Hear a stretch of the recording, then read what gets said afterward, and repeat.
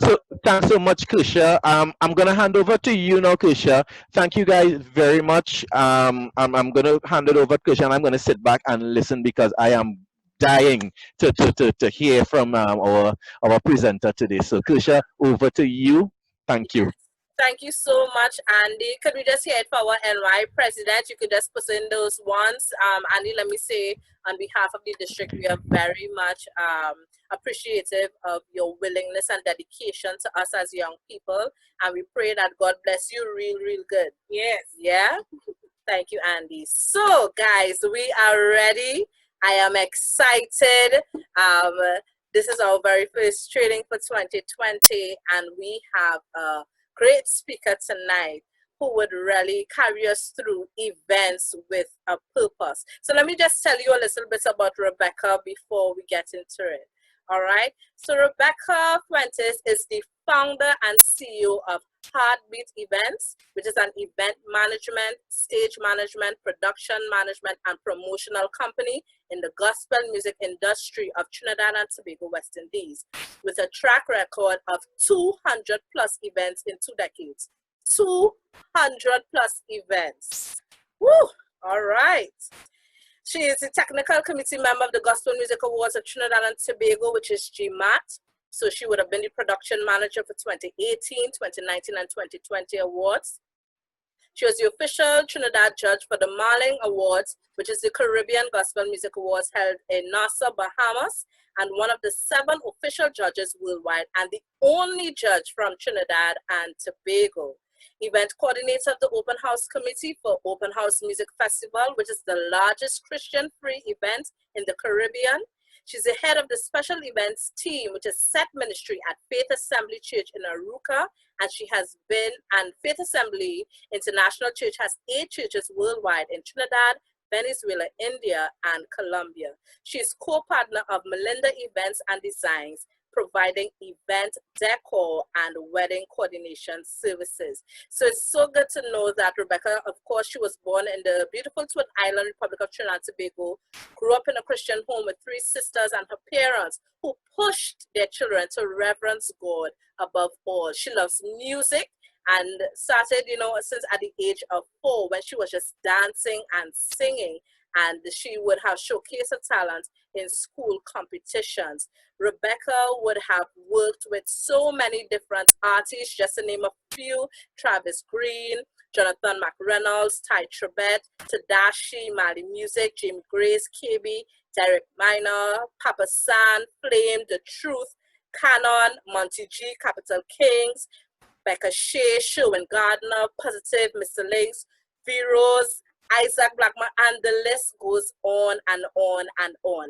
But one of the good things about Rebekah is that she's humble, she's hardworking, she's passionate, and witty with her words, but she is very dedicated to the kingdom of God. So would you help me by welcoming at this time Rebekah Fuentes, our speaker. Let me just see those ones for Rebekah, and Becky, you can take it right along. I can't believe you read all of that. I hope you guys can hear me. Can you all hear me?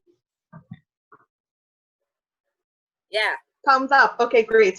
All right, so I'm trying my best to squinch as much as I can into 45 minutes because it's a lot that we're going to cover tonight.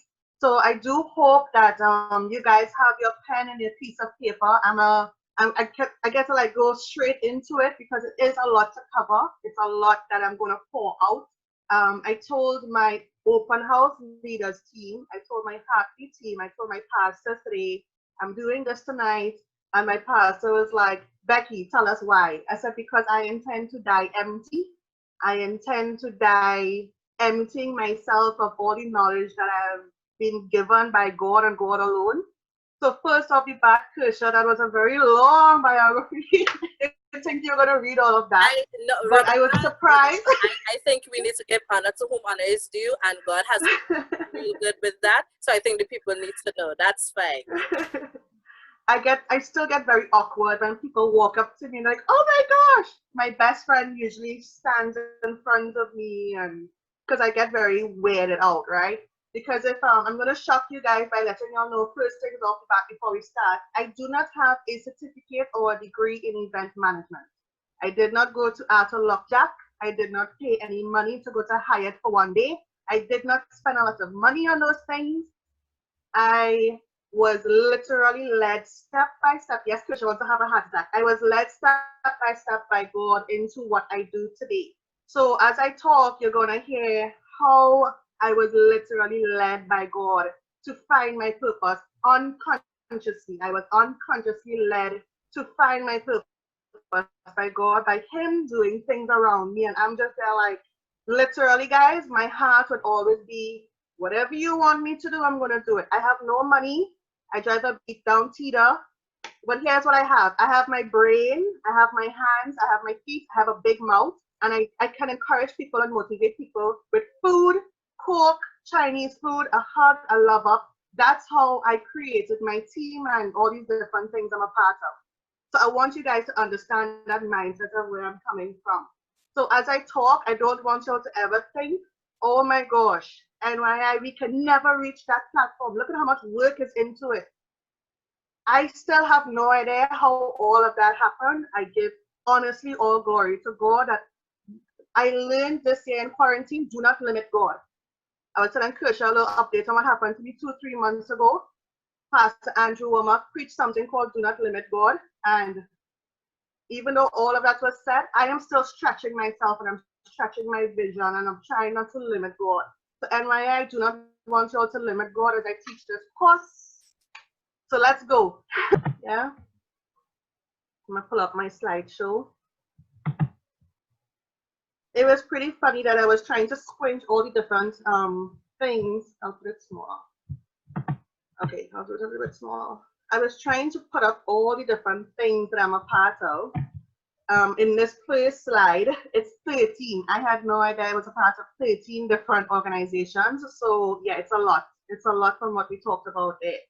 And again, I do not have a contract. I'm just telling you guys from my experience. So I don't want to say, oh my gosh, I have to sign contracts with all these people. I have no contract signed with anybody, nobody. I like to be my own boss because I like to be free, that when God tells me to move, I can move and I don't have to ask anyone for instructions or approval or anything. My pastor as well, to Pastor Jason Beach, who tells me, Bex, you have liberty to move where God leads you and we will support you. That is amazing that you guys can get your church pastors and leaders on board. So that's the first thing. All right, so yes, that's a lot there. All right, so let's go. So let's start. The areas we're going to cover tonight, it's a lot. What's the time now? 7:45. All right, let's go. All right, so tonight we're going to cover the purpose for hosting an event, the principles and elements of planning an event, the process of executing an event on a small scale and to a large scale. So let's start with the first one. The purpose for hosting an event, it starts with the mission statement and vision of your church or ministry. Yes. Believe it or not, it actually starts with your mission statement, your vision of your church or your ministry, your NYI. Everything has to align itself to the vision and mission. Keep accountability at play within each team member, from the leader to the volunteer. Everyone across the board is accountable within the team. And here is why I start and end with the mission and the vision in mind. Leviticus 8:12, he poured some of the anointing oil, as we notice, on Aaron's bed, from the top of his head to the bottom of his feet, we could say. It flows. The anointing flows from the head down to the lowest part of the chain of command. No one is exempt from God's authoritative power to be used to bring salvation to his people. Amen.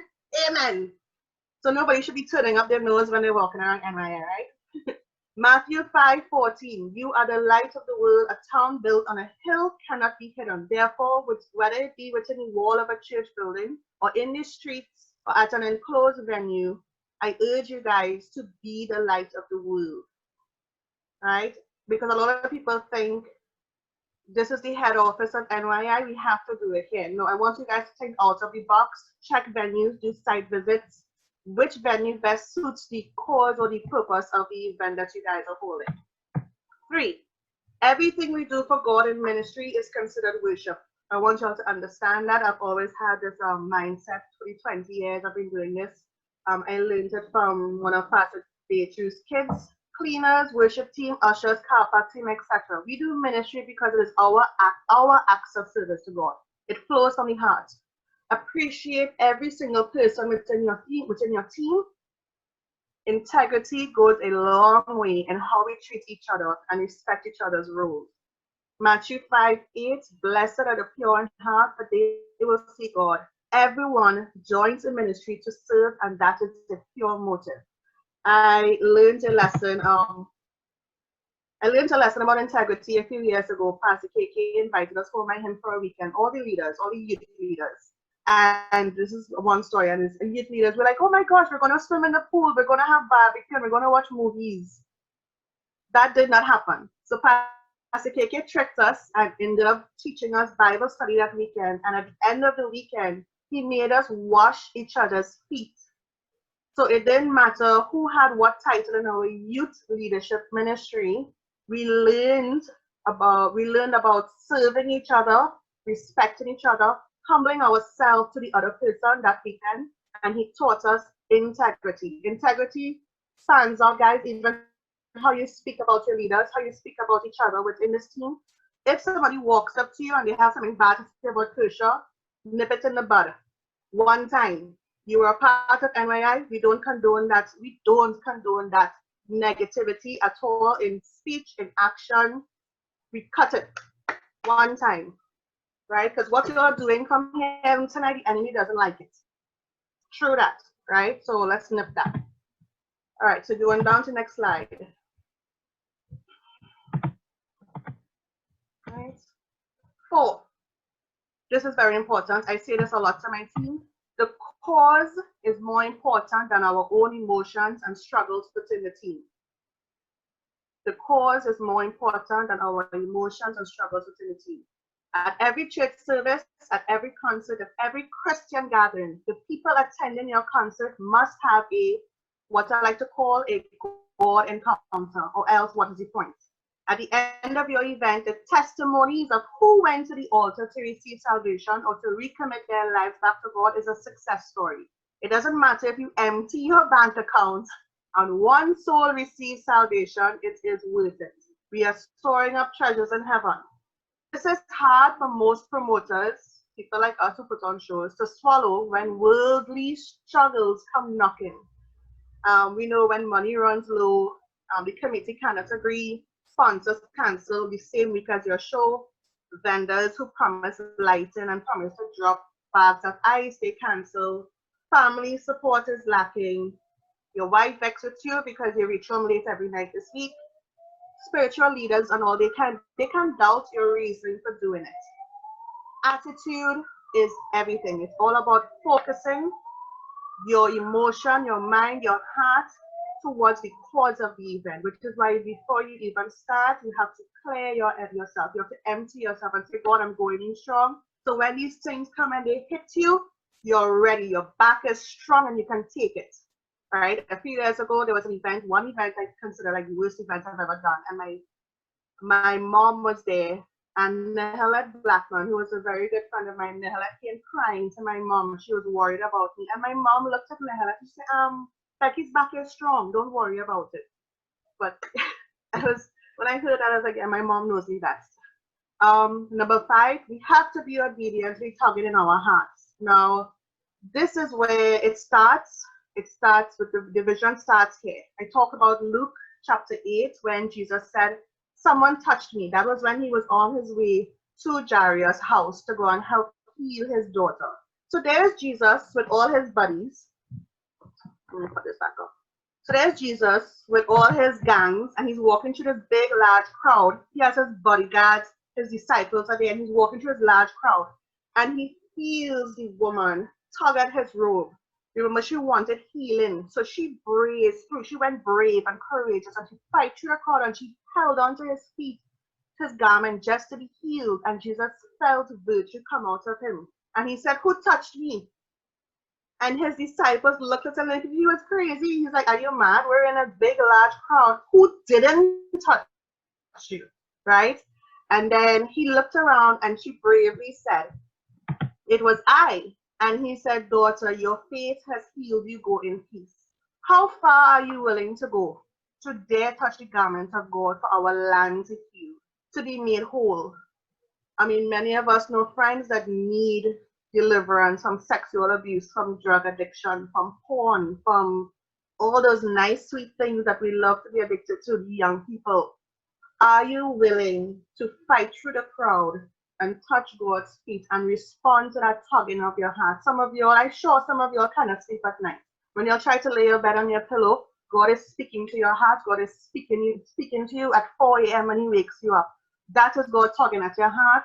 My question tonight is, what are you going to do about it? Are you going to wait on Kersha and your leaders to start doing something? No way. Get up, wake up in the morning and start a plan. Right? There is a need and we are the answer the call. Number 6, get ready for battle. This is the last point.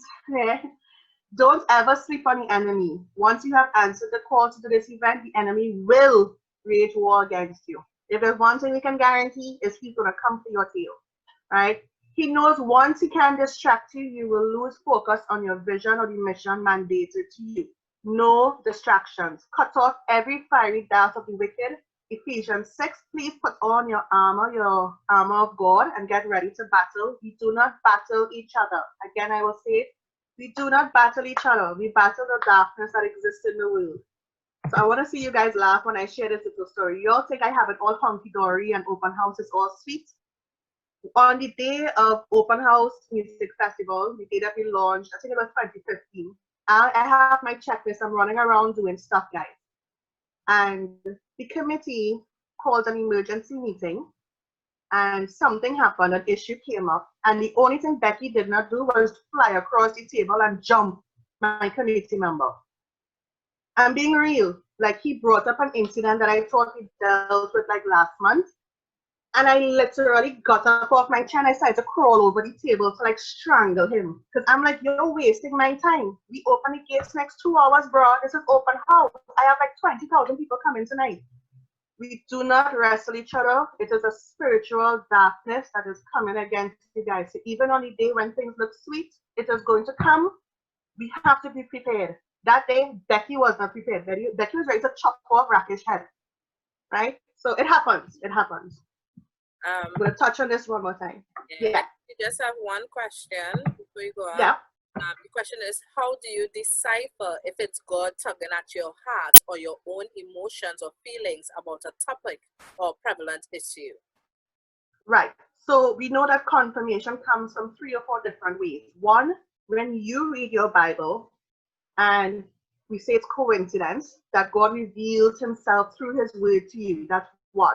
2, God gives you dreams. God gives you dreams, right? 3, he will send people to come and repeat the same thing over to you, over and over and over. Today, Tanti Nourisha said so and so. Tomorrow, Uncle Prebati come and he said the same thing. 3 days after that, Andy said, boy, I find you should start doing so and so. You have a gifting in that, Like, for real. You want God to come and give us a summary. We tend, as humans, to want God to give us a full summary on what we have to do. God doesn't do that. In the Bible, every single story, God tells Moses, Abraham, everybody, he tells them 2 lines, and the 2 lines always sounded like this. Go. Go. He never said you're going to have to be in the wilderness before. He never said you're going to get a battle before. He didn't warn us about any of those things. You want to cross this? You want to cross this river? Go. He didn't say a storm was going to come. So guys, through confirmations, God will confirm the word that you think you're hearing. That little small voice, you're not crazy. If you are crazy, he will confirm that you're crazy too. Right? Any other questions before I move on? No? Okay, cool. Yeah, that's it for now. You could go ahead, Becky. Okay. So that's number 1 as a purpose. Next, we finished 1 part there. We have 2 more parts to go. The principles and elements of planning an event. It fits within me. Now there is an industry, official, unofficial name called the Gospel Event Industry Framework. Not just a music event that you guys can do. You guys do conferences, you'll do youth conferences, you'll do different types of event, right? So we're going to fit it within the gospel event industry framework. The framework consists of three things. The concert promoter, which is you guys, myself, us, people like us. It consists of the supporters, which are your fans, your attendees, your guests, and the entire team. Those are the three elements. The framework can be on an international scale where you invite people from all the different islands and from the US and Europe, or it could be a local scale, which is in Trinidad. It could be a very large scale, or it could be a small scale where you invite like 50 people to come to an event. So we're going to touch base on these three areas. What is a concert promoter? Not just who, but what. Who are the supporters, and how do you form the right team to execute the vision and mission of the event? Right. So the first one, we're going to look at the concert promoter is someone who publicizes and promotes events and shows. They organize gigs, they book bands or artists, and they advertise the show to bring in paying attendees and profits, or they do profit finances, fundraiser. It's probably not the motive for it, right? But we'll touch on that later on. Your fans, your supporters are people who love gospel music, or like I said, if it is a youth conference, they love youth ministry. They are your listening audience. We are all supporters. I believe that all of us are supporters to some extent, because every time we share a video or song online or in our cars or radio or TV, we are also supporters of it. So we can't be dishing something out and we're not also receivers of it, right? You're just going to be demotivated. Right, I just wanted to talk about the team. Now there's 2 or 3 main people I wanted to highlight within the team before we actually jump into the different departments of how we're going to execute this thing. A lot of people mix up managers. A lot of people don't understand that there are different types of managers and what the roles are. So I want to identify an artist manager is someone who manages artist affairs. They handle the bookings, the finances, the branding, and the events of album launches, fundraisers, just to name a few. No, there's only about a handful of artist managers in Trinidad and Tobago, by the way. There's only like a handful. There's not many people that want to take on that burden. I'm not going to do that. I can't sleep at night if it is I have to think that I have to put food on someone's table. You want Blessed Messenger wife to come and kill me because she didn't get money this month to go to the grocery? No, I'm not doing that. That's too much, right? So if you guys, if one of y'all have that strength and you guys want to be artist managers, God bless, go brave, study, and we can use more of you guys. Event coordinator.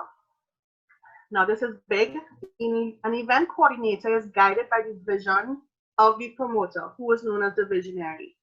The coordinator is the one who sees the entire picture and they tie all the areas together in their mind to create something that we call the event logistics of everything that is needed for the event.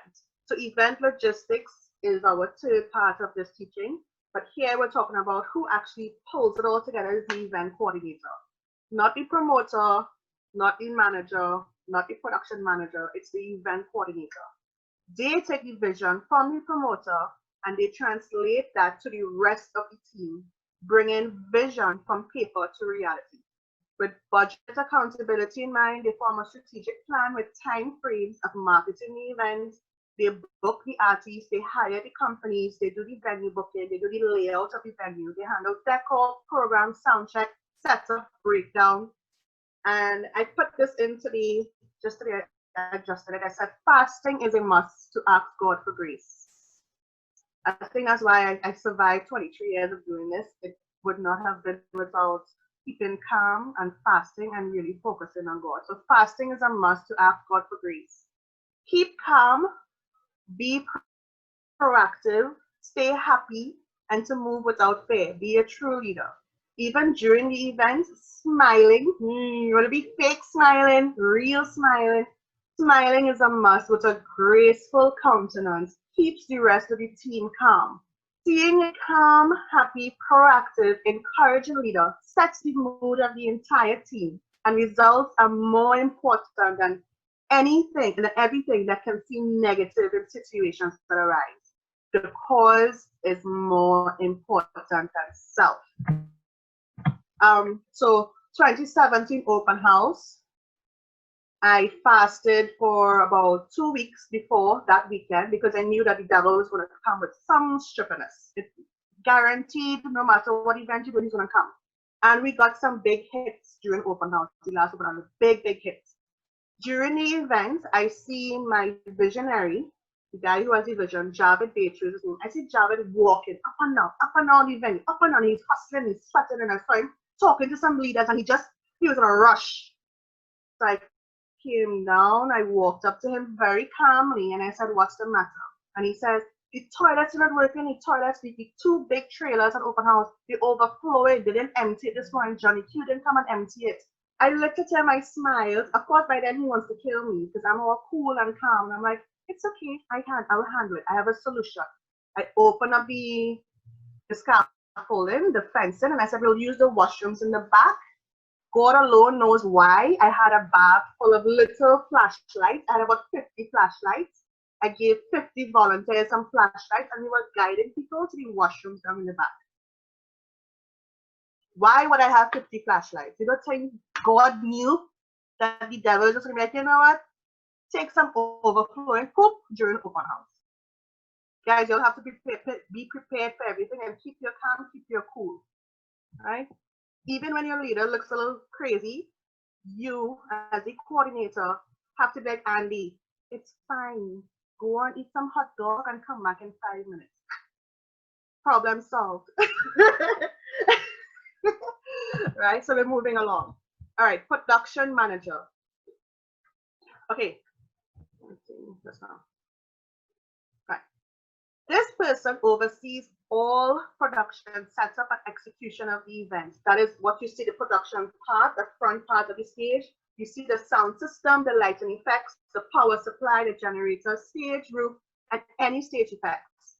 They work closely with the event coordinator and the visionary to ensure the look of the event is executed with a clear picture in mind.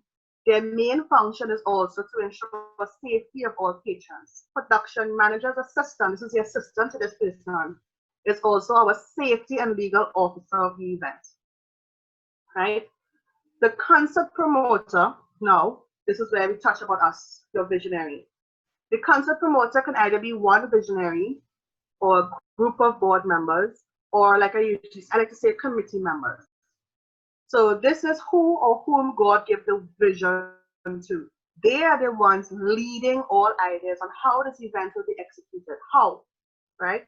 Every person within your team aligns themselves behind the visionary because they hear the voice of God clearly. The committee can and should comprise of the, now this is just from what I've seen work over the years. I'm using open house again like a framework. The committee should comprise of your visionary or the leader, your event coordinator, your production manager, your administrative secretary. That's usually the person who, you know, on every flyer you see a phone number and a name to call the contact person, right?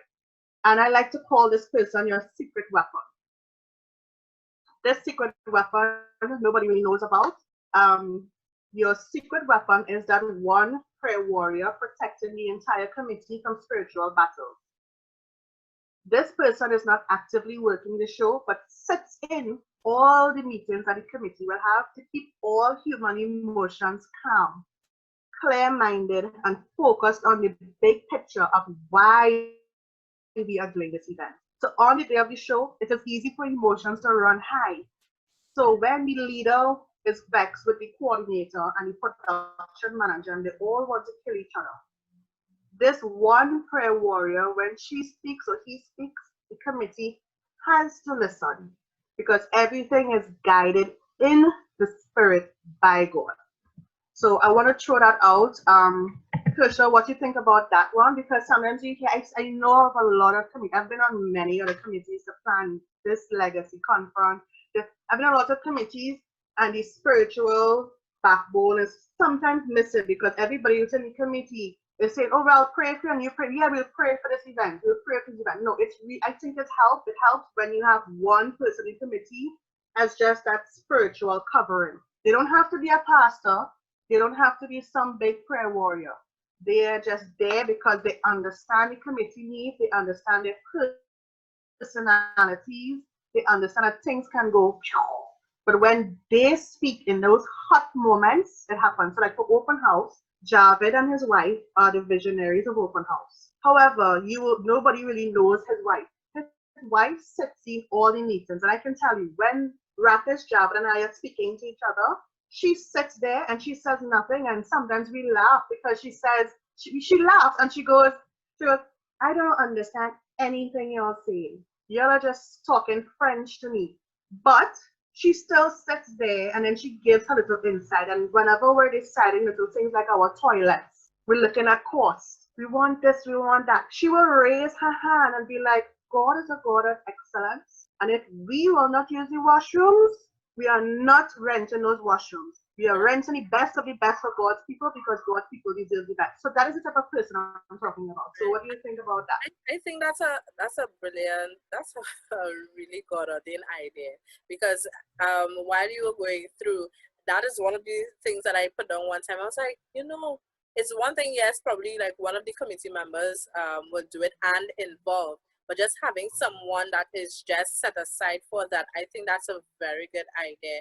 And just looking at the comments, they're saying our vice president, Peaches Dino, she is usually that calm, and you could tell me if I'm understanding the conversation, she's usually that calm one to kind of keep everyone going. So I really agree with that.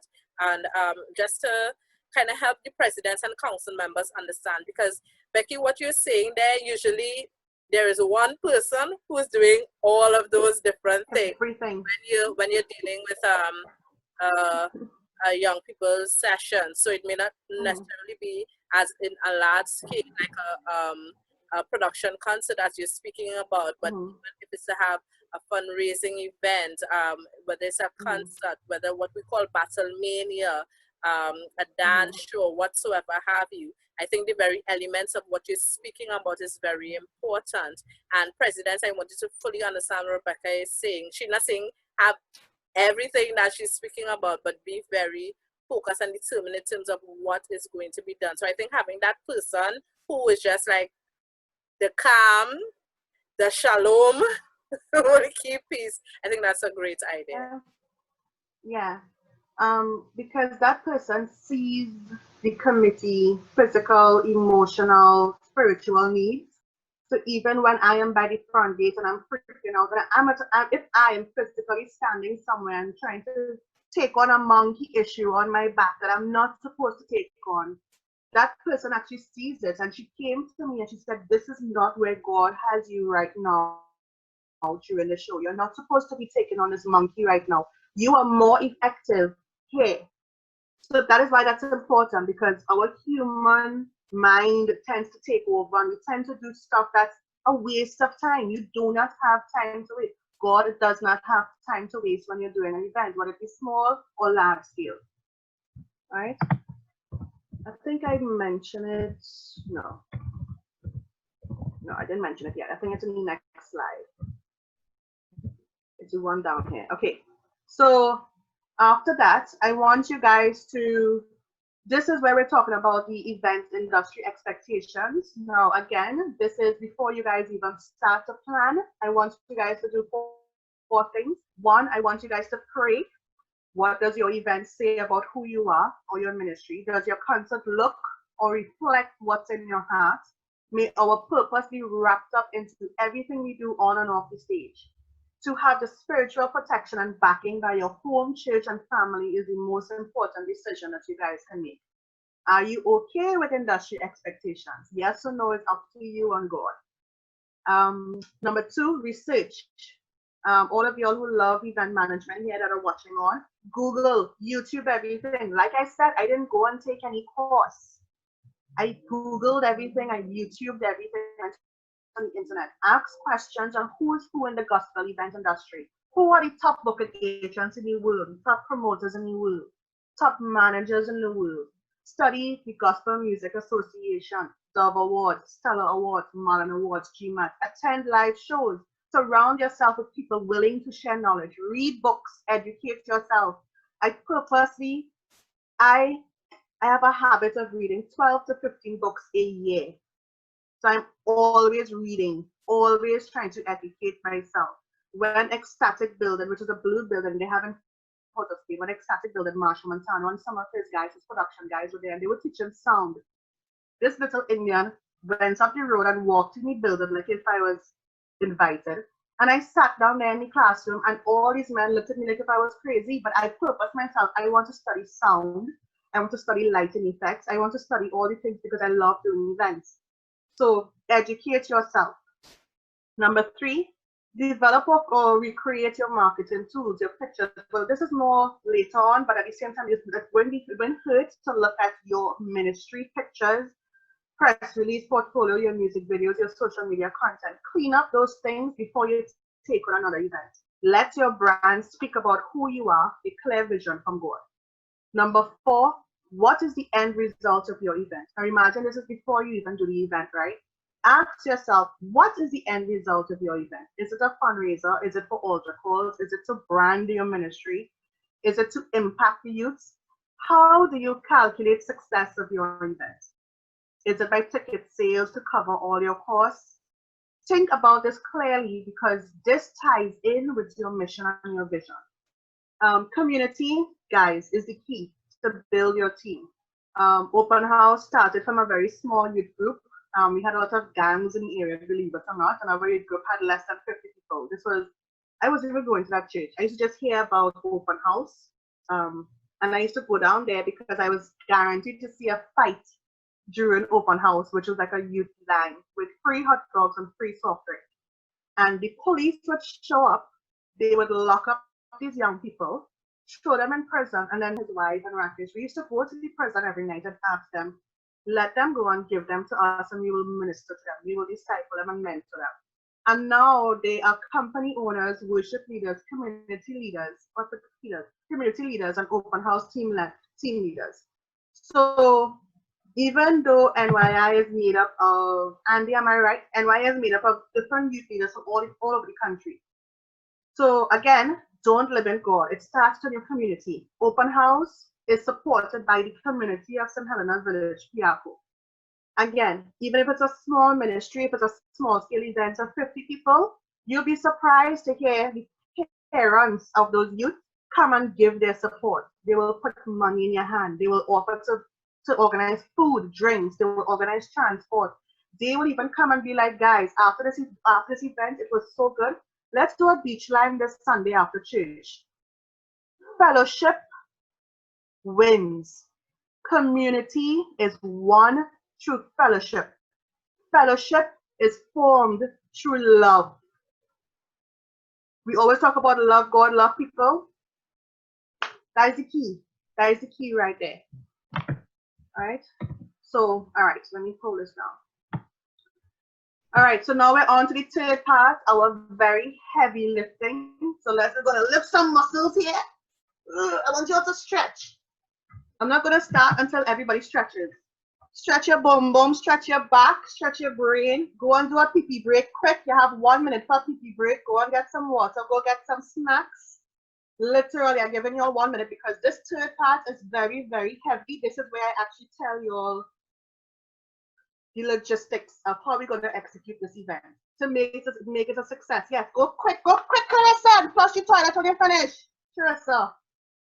So, everybody go. She's like, what? I'm not just now. No, this third part is pretty heavy because basically it's the whole framework of Open House. But like I said, it's a tailor-made. You can tailor-make any size event, any small event, any small meeting, whether it be 10 people, 20 people, 30 people. You can pull and tailor-make your logistics using this framework I'm going to give you guys. Everybody's back. That's the snack you want for, cheese balls, cheese girl. That's right. And water. Everybody's back. You're stretched, right? Because I'm going to get it's a lot. We're back. It's a lot. Okay, cool. Let's go. Let's go. All right. So the process of executing an event, whether it be small or large, has to do with the roles of each department. So this is where I call our checklist. So your checklist is going to have, I think it was, how much I had there? 16, yeah. 16 things are in your checklist. 16 different departments, 16 different headings, 16 different things that you guys have to decide. Okay, we're going to do a small event. Out of these 16 things, how can you, Tom, handle 3 of these areas? You can handle these 3 areas to do the small event. Okay, great. This medium-size event. Okay, out of these 16 areas, Candice, or so Kersha, you can handle 2 of these 2 areas here out of these 16, so we could do this medium-sized event. Great. Okay, we're gonna go big. We're gonna have a big NYI, big purity conference next year. All right. I have 16 departments. I need 16 heads, and each head needs to have 2 subheads, and under each 2 subheads, I need 100 people.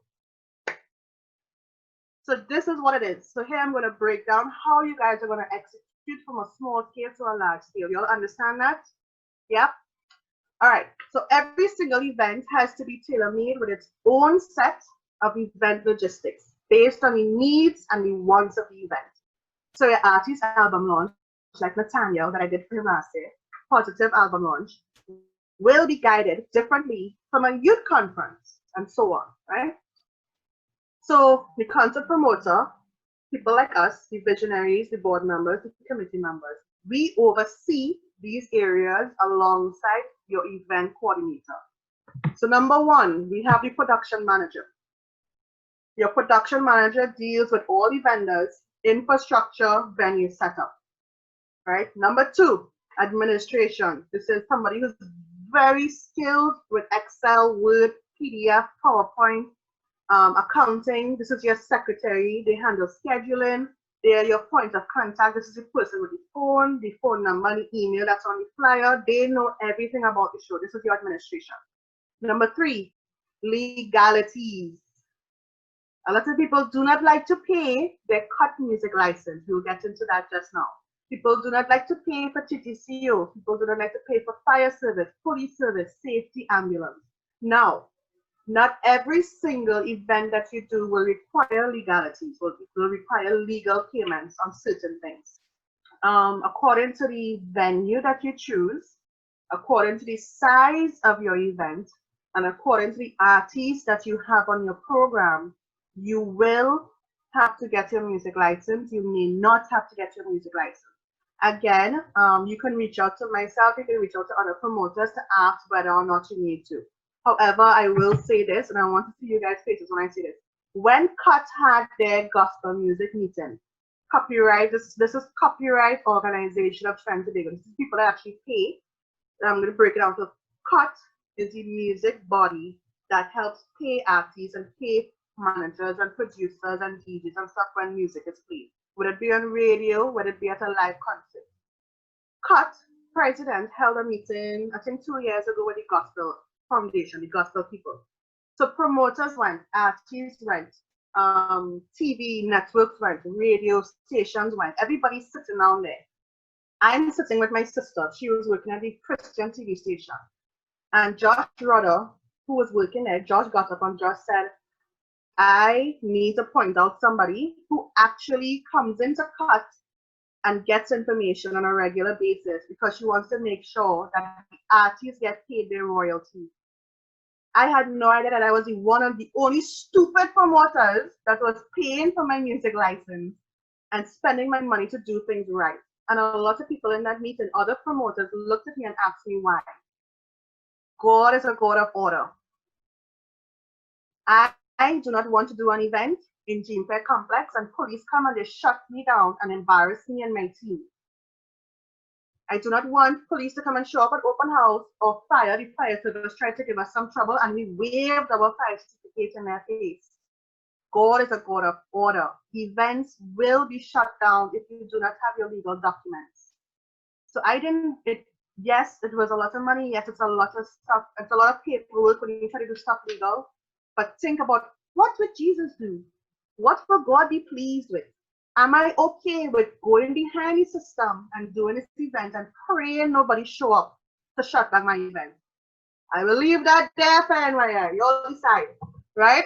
Rebecca, I have a question for you. Yes. What you would have asked in terms of the process of signing up for CUT. So like if we are having an external concert or outside concert and you have to sign up, what is the process for doing Right. So so right now in CUT, they do not have a list of promoters. Promoters are not on a list.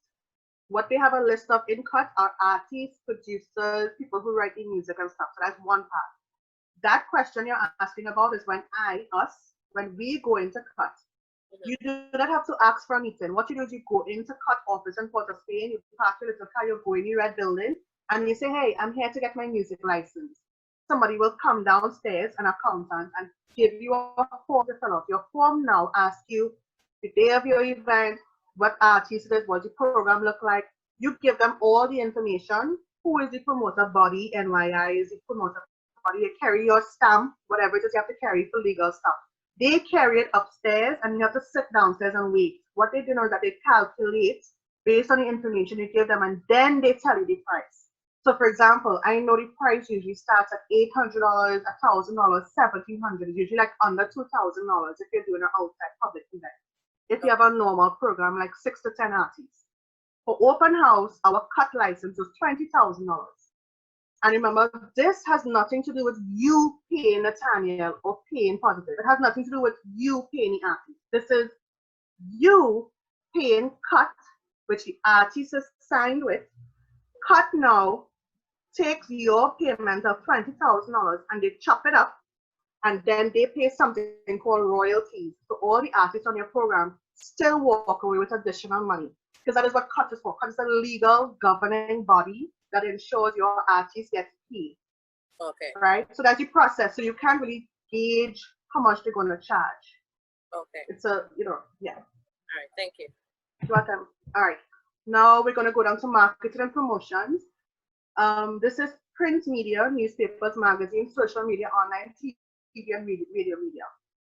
Marketing and promotion is your graphic designers, your videographers, your photographer, your marketing head. These are the people within that department. Number 5, media communications and media interviews. This is your team that's specifically in charge of scheduling your radio interviews, your TV interviews. On the day, they also have a schedule where they receive the media that comes to your event and they have a write-up of your vision and everything on paper, right?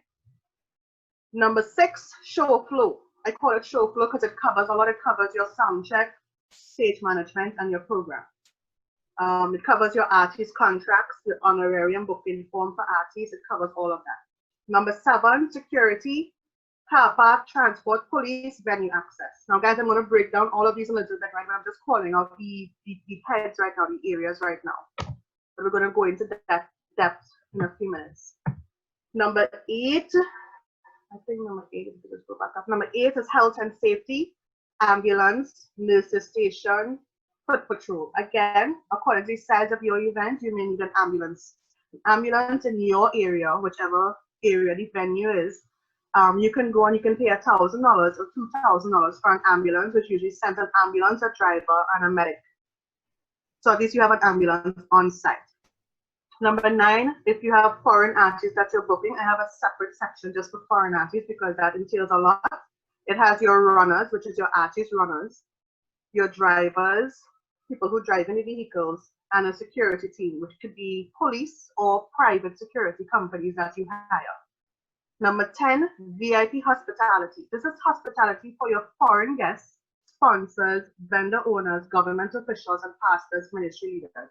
When I say VIP hospitality, it covers food, drinks, the area that they're going to be lining in, your pastor, your mommy and daddy. You're the visionary. You want to make sure your mommy and daddy come and they get front row seats. So that's what I'm talking about, VIP hospitality. Number 11, your food and drinks ministry. I really pray that NYI does a really big event that you all could call this department ministry. Food and drinks ministry is a lot. This concerns sales, like you're selling food to the public. It entails your backstage food and drinks.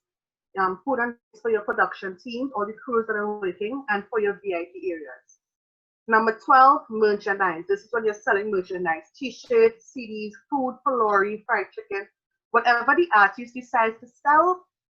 To make a little change, that's the prerogative. That's up to you guys. If it is, if you're allowing artists to sell whatever they want in exchange for coming to perform for free, that's something you guys can negotiate.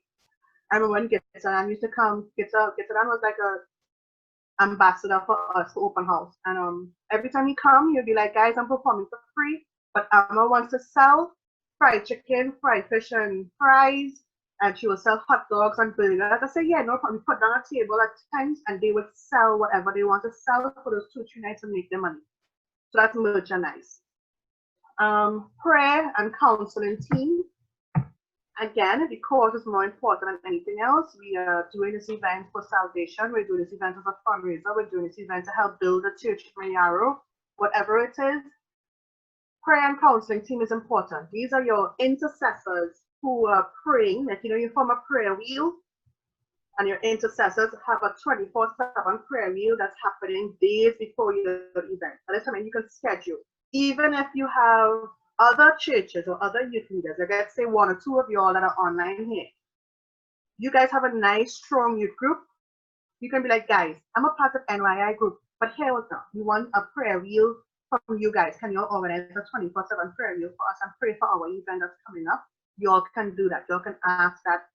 Even if you don't have people within the NYI team, form a prayer wheel. Let them pray for your event.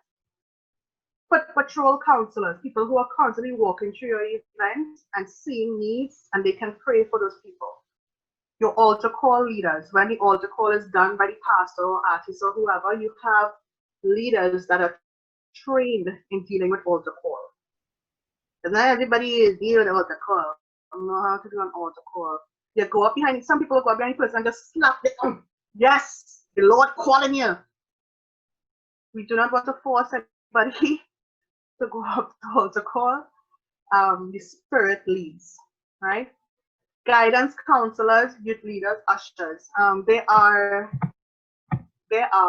working on something right now. I'm working on something right now where I want to do a 6-part series for teaching on love, relationships, purity, young people, friendships. Because there are 6 existing ministries in the country that people are not aware of that actually does professional counseling. So when you guys have this, you guys have an event and your youths are coming.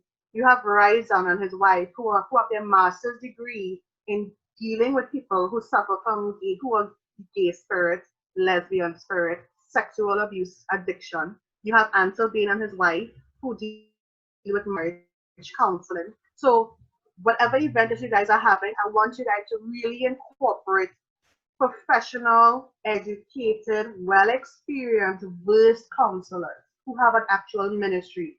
This is very important. Don't just rely to have that burden on your NYE team, the people on this chat here. I want you guys to really pull from the existing organizations who don't just, but I learned about that in like the past 2 years. No sister, no brother. This is spiritual warfare we're dealing with. I need people who have been studying this for the past 20 years and who already counsel people, right?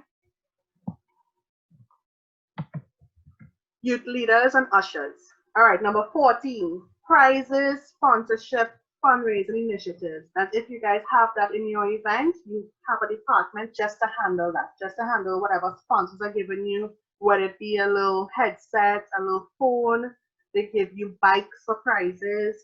If it is ITNAC, you're helping ITNAC as one of your fundraising partners, put somebody in charge of that.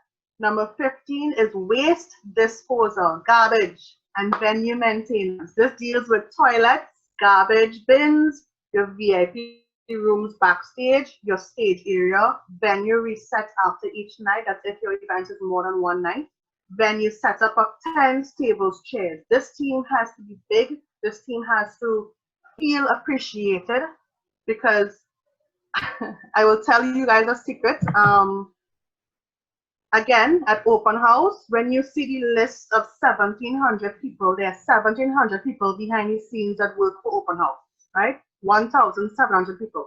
when you look next to Becky's name, yes, I have event coordinator, but on the night of those 3 nights, what Becky's in charge of is toilets.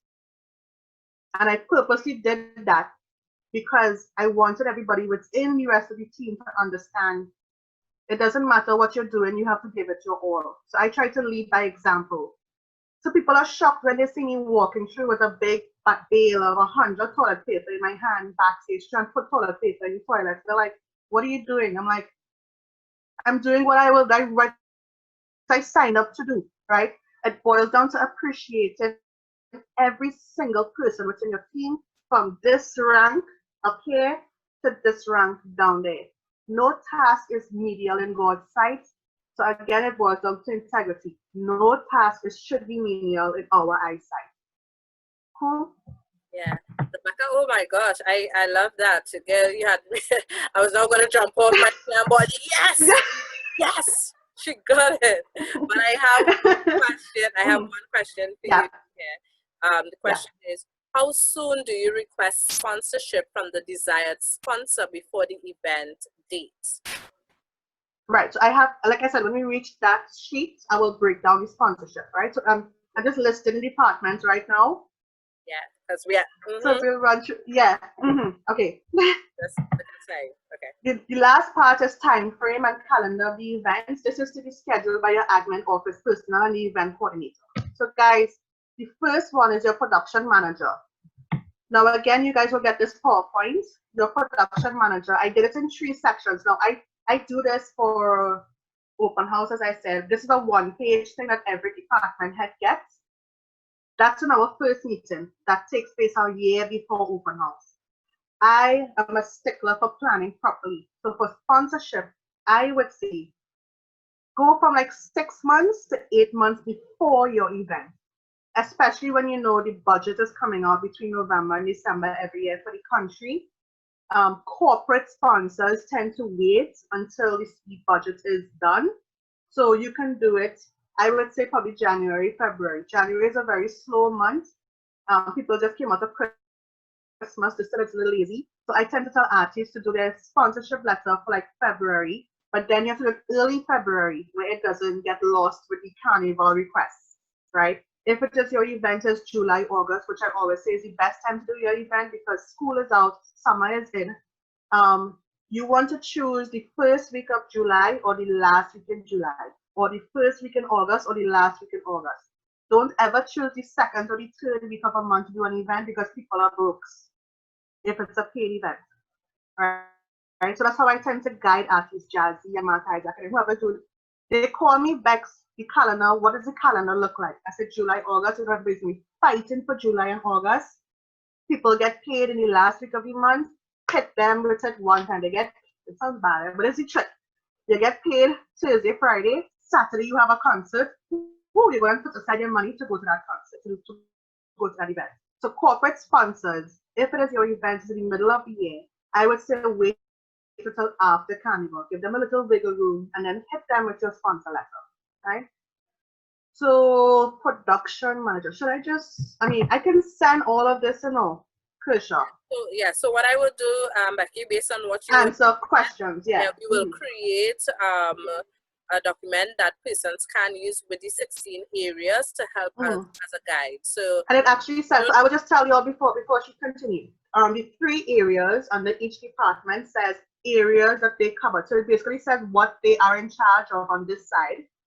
The middle section talks about the documents that they will need to execute their job. So these are the documents that you need to get from your administrative person or the event coordinator. So every single person at open house, all my leaders, they come to me to get these documents. The documents list everything that they need so that they could operate within that department.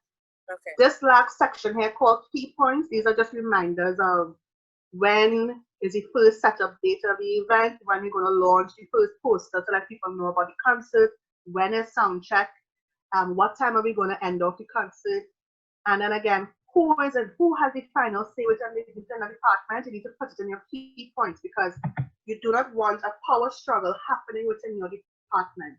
Because when you put a person in charge, when Andy or Kersha or your event coordinator, or your committee, if your committee puts a person in charge of a department, they remember they are hearing from God, they are being guided by God. They know why that person is in charge.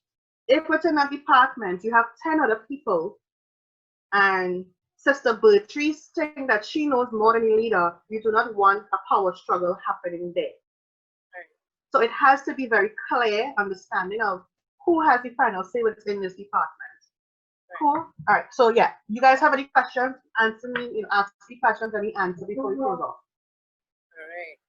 All right, guys. So any questions that you have for Rebekah? I know that it was while y'all are doing that, I'm gonna give you a sneak peek of what my documents look like when I'm doing my venue layout, my security access and stuff. I'm gonna shock you because I think a lot of people are like, that's a lot. It's a lot. So this is, and it's not going to be a lot. Don't limit God. By next year, you all might be doing a big event, and you all will have to do this documents like this. So can you remember? Okay, letting y'all know this PowerPoint I'm going to show y'all is just the PowerPoint. It is not the written Word document. Our manuscript is 167 pages from Open House. 167 pages for Open House that I have to type as the event coordinator for each department. Okay, so just breeze through while y'all are typing questions. I'm gonna breeze through. All right, and show you all what it looks like. Yeah, she said 167 pages. That is right. Yeah. This is what an artist booking form looks like. I use this one when I'm doing a small scale event, like a create assembly. A lot of artists do not have a booking form, so I created one where Faith Assembly can sign it, I can sign it, and then we come down to nitty-gritties. You're doing this for free, or you want a love offering, or you want $500 for food and for transport. So this is a booking form I have here, which you guys can get. Yeah, that's a lot. Okay. After the event each night, I recommend you guys have a department meeting to discuss the positives and the negatives. Send your post-marketing write-up articles. This is very important because I don't like to see an event that's happened that you guys would plan and then there's nothing about it anyway on social media. It's not in the newspapers. It's not on TV6. Plan a good post-marketing package. Even before you do the event, have ideas on how you're going to market the event afterwards. Request testimony stories to uplift each team leader. Testimonies is a must. Food is a must. Okay. Guys, this slide I'm showing y'all is a list of all the promoters in the country. Registered business gospel promoters in the country. Carpet Events, which is my own on top. Then there's the Open House Committee, which is made up of 3 of us. There's Glow Entertainment, which is current. There's Aspire, Tobago Brand, 7 Entertainment, His Love. Go down the list. I'm giving this to you all. I had some stories here, but I don't have time for that. Okay, so this is my venue layout that I normally do for Open House. Different types. This is for access. This is what the security is guided by. Our police security and our private security companies are, everything is color coded, your armbands and everything. Car park view. I'm just going to breeze through quickly. I highlight the venue of who has access where. This is signage that I do. So signage is very important at your venue. Thursday sound check for all the artists to see what time they have their sound check. Friday sound check, Saturday sound check. You also have to cut off a time at your venue so that you can set your stage, you can sweep and mop your stage. That is very important. I hate to see doors open and people are still on the stage trying to neaten up their cables. Ushers are still trying to organize the seating. You walk into an event and you see the group of the ushers with a piece of paper in their hand and they're talking to each other, they're trying to figure out who's sitting on there, Pastor so and so, where you going to put them to sit down? That's supposed to be done. You're laughing because y'all know it's true. That's supposed to be done before the doors even open up. And it's going to sound really cliche when I say that, but image is everything. If we're supposed to be an organized, well-oiled machine with the anointing oil of God, show it, fruit. see the fruits of your ministry by being organized before the event doors even open up. Do some signs. Yes, I even do like food and drinks on sale. So even if you have people that are selling food, I always print these signs to have proper signage. I don't leave it up to chance. Have a backup plan for the backup plan for the backup plan. Also, if it is you guys are having effects, some signage I have here. All right, if you guys are having effects, you need to put this in public by your entrance, guys, in green writing, because you know some people cannot read red writing, right? So green writing, you need to let people know that synthetic fog is used during this performance, strobe lights are used. Let's read this. This event contains flashing lights which may not be suitable for photosensitive epilepsy. You do have people that can come to an event that can get an attack based on the lighting effects on the sound that you guys have at your event. Yeah, I think that's it. Wow. I need to see some ones in the chat right now. Let me tell you something. This was very much appreciative. God has really given you that gift of administration, because what you would have shared is really valuable. And I think that, I mean, even though we were not able to go through everything, what was shared was, I think, was sufficient for us to really take a look at why we do what we do and how we do it. Because I recognize that you're very specific and detailed. I mean, I'm a specific and detailed person, but I was like, yeah, they call it OCD. My team tells me it's OCD. You know, you see things. Go ahead. Yeah. You see, the thing is that as the event coordinator, God really, really tells you on a daily basis, on a night basis. I can't sleep when I have an event coming up. The morning of Nathaniel's concert, I was up at 4 a.m. downstairs on my laptop. My mom came out and said, "What are you doing?" She's like, "You're still dealing with his run sheet, his program?" I said, "Yeah, because I have a new idea." And Nathaniel is like, "You changed my program again?" Because when you are seeing the big picture, remember again, the person who takes the vision and has to execute it, you can see all the different, how everything fits together. Right. God is not going to just let it, oh, you figure it out. God is going to give you solutions as the days go by, as the hours go by. So you have to be specific. And then when you have to translate that to your department heads and your teams, they look at me like if I'm crazy sometimes because they don't see it. And then when they come the weekend of the show, they look at it like, oh yeah, well that makes sense. Right. And I'd be there like, with all this paper. So when I have meetings, I have paper upon paper, and I'm handing it out. My secretary is handing it out because we have a secretary that we pay for 4 months. Like we have an official secretary who gets money. That's all she does for 4 months is focus on open house.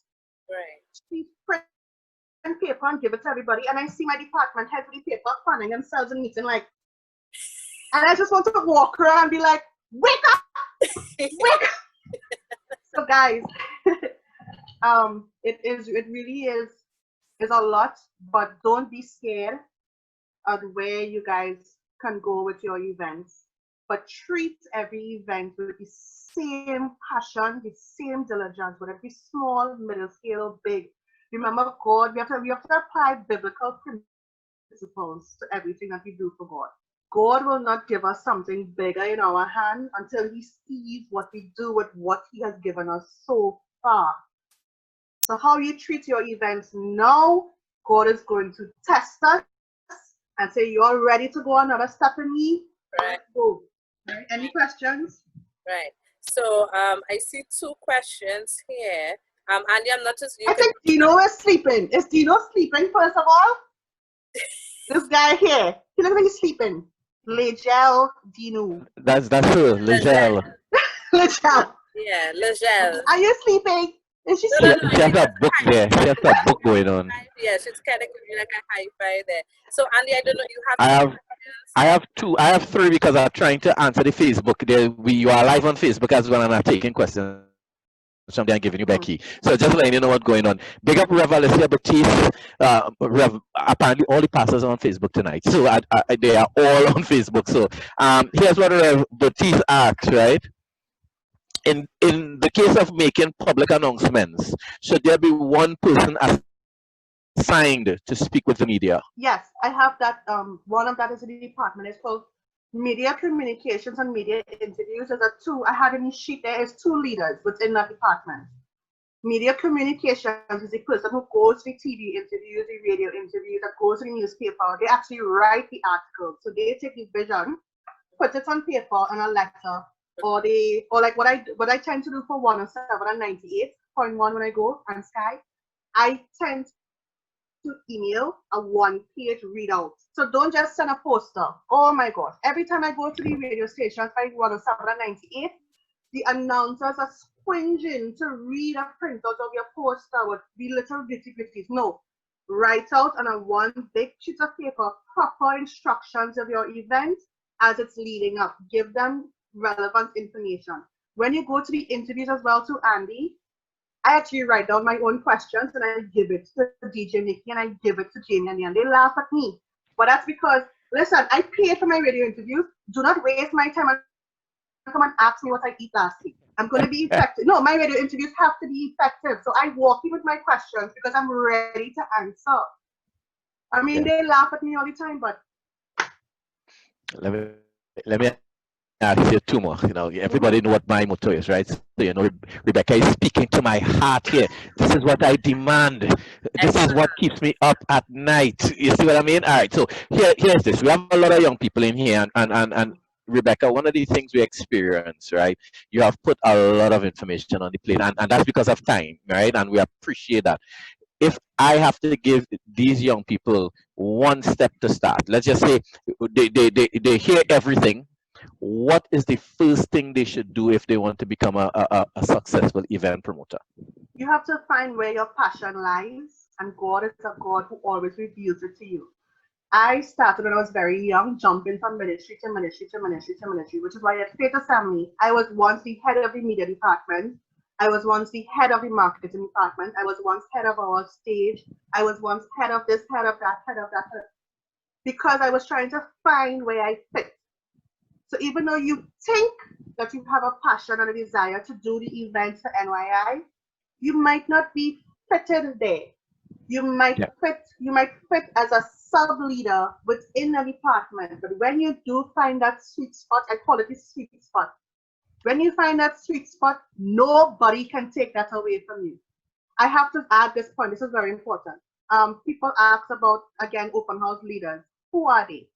Do you know my leaders are people that I went to school with, people that I worked with at Clico, people I met at my old church, people I have at my new church. And I'm telling you, God and God alone brought them together.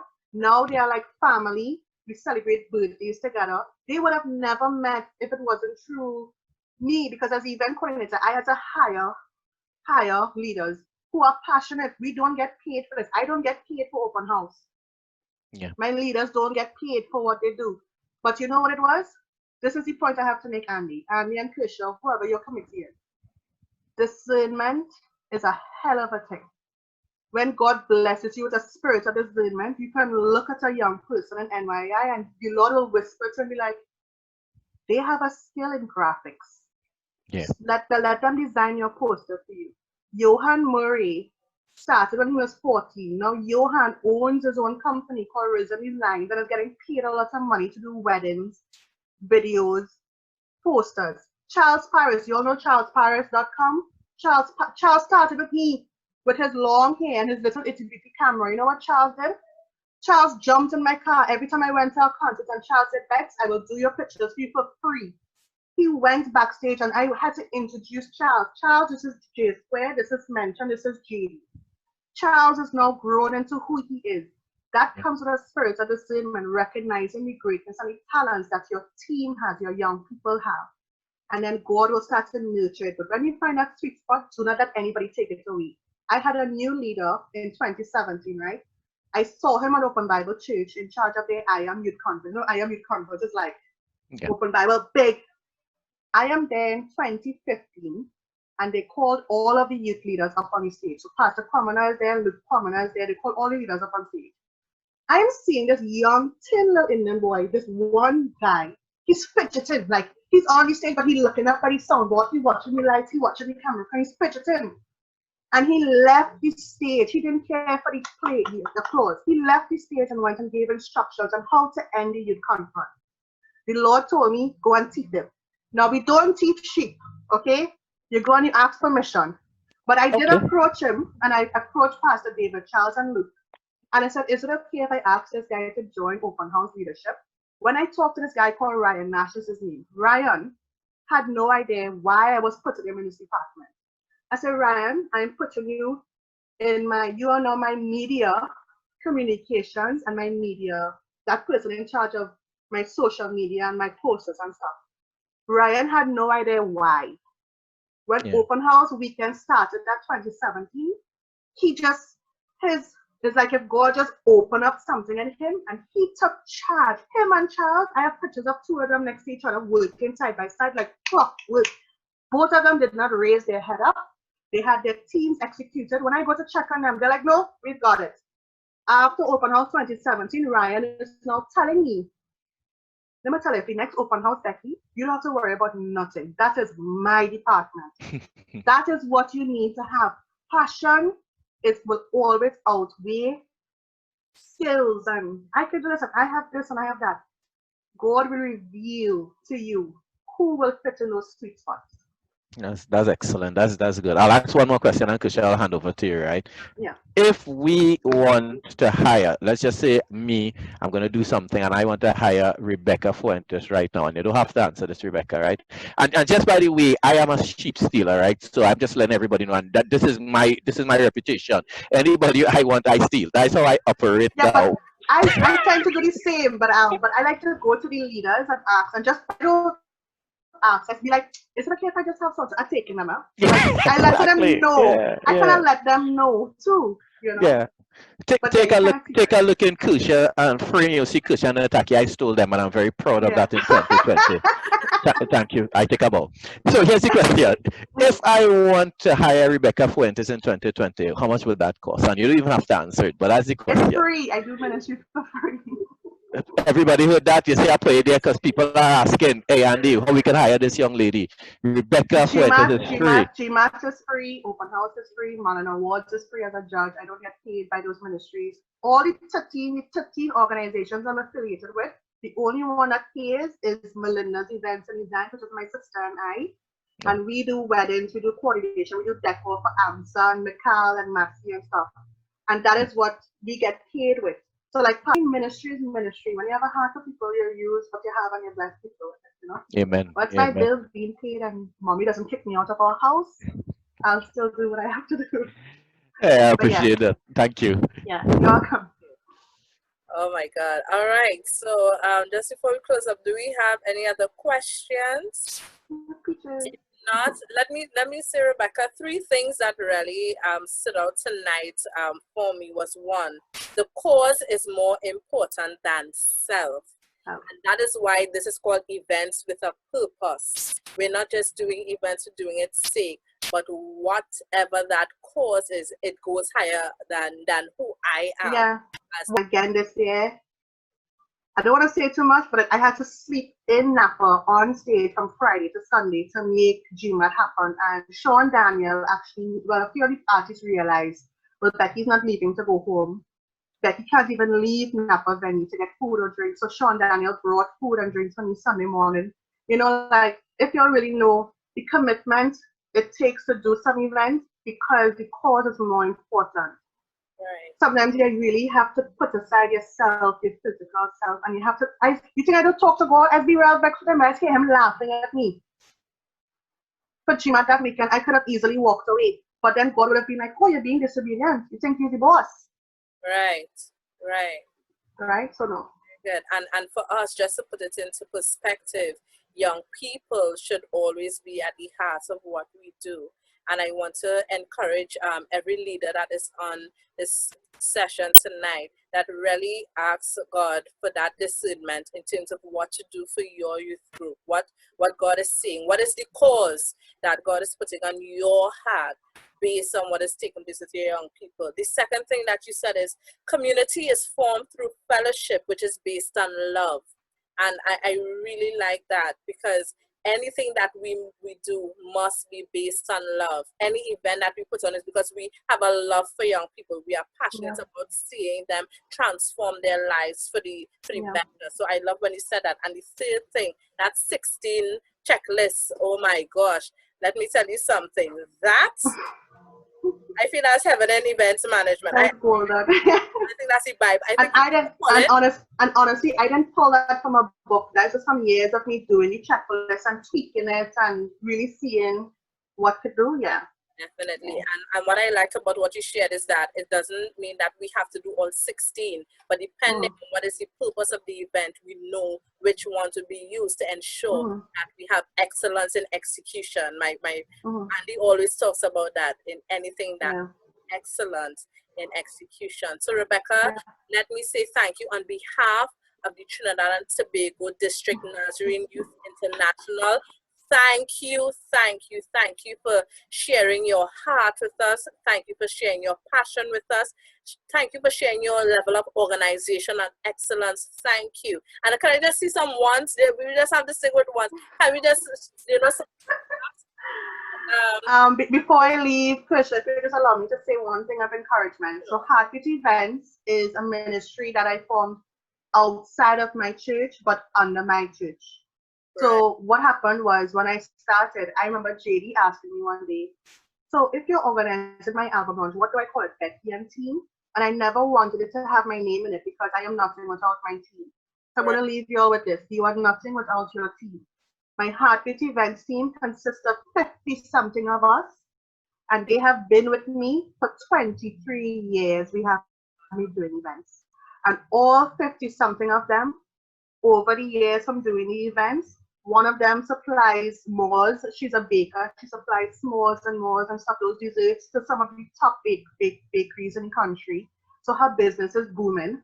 Another one is a caterer. Another one is a photographer. In fact, we have 2 photographers. Another one is a graphic designer. One is a videographer. So within the team that we had to form so that we could do events outside the walls of the church, now hear me carefully, NYI is incorporating all of you from your church.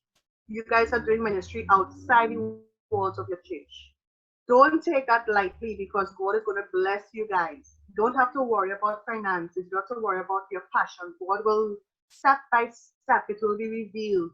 And before you know it, what you think you're studying to be, God has a whole different plan. I have 2 degrees from UE.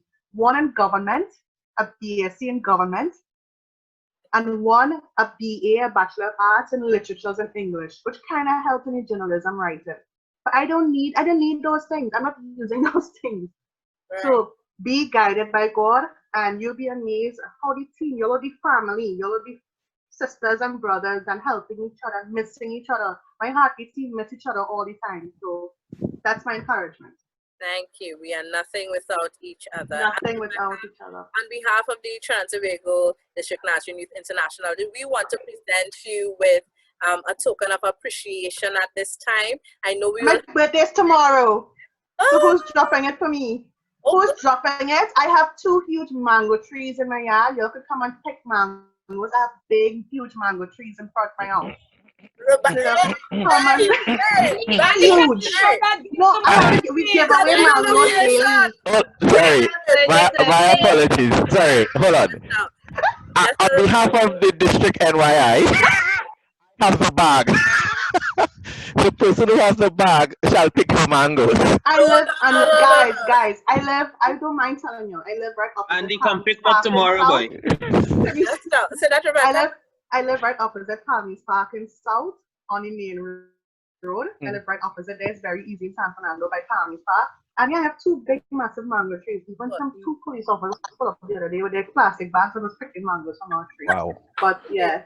So Rebekah, right after this session, we will organize WhatsApp. I'll organize to get a gift and we'll come down. If they're coming tomorrow, let me know because I have food. I have tacos and stuff organized tomorrow for my birthday. What's up? Rebekah? So is the blue house? Is the blue house? Is that what let's say? Was the blue or the green? The blue. That's what I thought. It was the blue and white one. Yes. That's my house. But On behalf of the district and Rebekah, we have have some tokens here, and we fill this bag up with some NY stuff, and we wanted to have some coffee and ice cream on us. Thank you. So it has some things inside here that will help you achieve that goal. And there's also a T-shirt that will remind you of us every time you see it. So Oh, thank you guys. I I think really y'all want are to bribing me, Are y'all bribing me to help y'all with your bribing me? say. Remember, I said at some point in this event that I am a sheep stealer. I'm just remind you, I did say that. So the disclaimer is there. But thank you very much for this event. Yeah, I Thank you think for if having me. just in case you are wondering, I'm putting this across here just to Okay, remind you that I have it. no Um, problem. I think if you are wondering, and I just want to say this quick, Kersha, Rebecca, if you're ever wondering if you bless somebody tonight, you bless a lot of young people. Oh, The I'm glad. I'm stuff that glad. you have said and shown tonight has been a blessing to our pastors on Facebook. It has been a blessing to the young people who came out for training tonight. And just continue what you're doing in the Lord. You are blessing people in the kingdom. Thank So thank you. you very much for that. If I had known your pastors was on, I would not have been so brash. That's what I was just talking to like young people, and they're like, "Oh, I just Yeah, that's I'm they are very accustomed to that. real. I am not a stuck-up person. People when they see me, I kind of like, oh my god, she's so serious. I'm in a zone when I'm working, but I talk a bunch of crap. I just like to be normal and have fun. So yeah. Nah, they love it. They love So, you. come and hug me and squeeze me if you all see me anywhere, okay? But thank you so much for having me. You're most welcome, Rebecca. Thank you so much for being with us, Bye. and Thank you. hope that you have a blessed night. All right? Yes. Okay, bye. Bye. All right. So, NYI, that was Rebekah Fuentes with us tonight. Could we hear it for Becky at this time? I really hope that you guys found this session to be impactful and useful.